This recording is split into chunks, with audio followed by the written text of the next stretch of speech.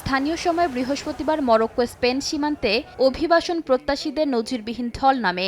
একদিনে ৬০,০০০-এর বেশি মানুষ স্থল ও সমুদ্র পথে সীমান্ত পার হয়ে স্পেনে প্রবেশের চেষ্টা করেন। সীমান্তে পদলিত হয়ে সাগরে ডুবে ও বিশৃঙ্খলায় মারা যান অর্ধশতাধিক মানুষ।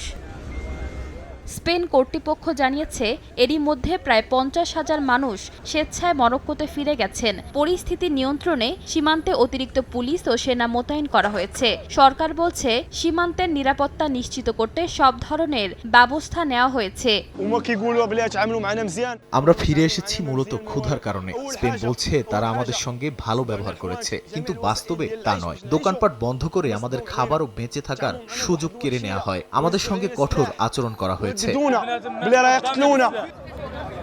এত অল্প সময়ে এত মানুষ কিভাবে সীমান্তে পৌঁছালেন তা এখনও স্পষ্ট হওয়া যায়নি। স্পেনের প্রধানমন্ত্রী পেদ্রো সানচেজের দাবি, মানব পাচারকারী চক্র আদালতের একটি রায় নিয়ে গুজব ছড়িয়ে মানুষকে সীমান্ত পার হতে উৎসাহিত করছে।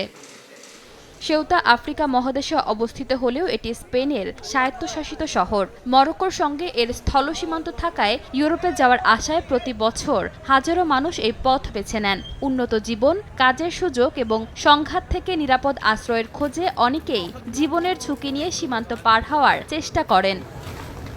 এই ঘটনার পর ইউরোপ জুড়ে অভিবাসন ও সীমান্ত নিরাপত্তা নিয়ে নতুন করে আলোচনা শুরু হয়েছে।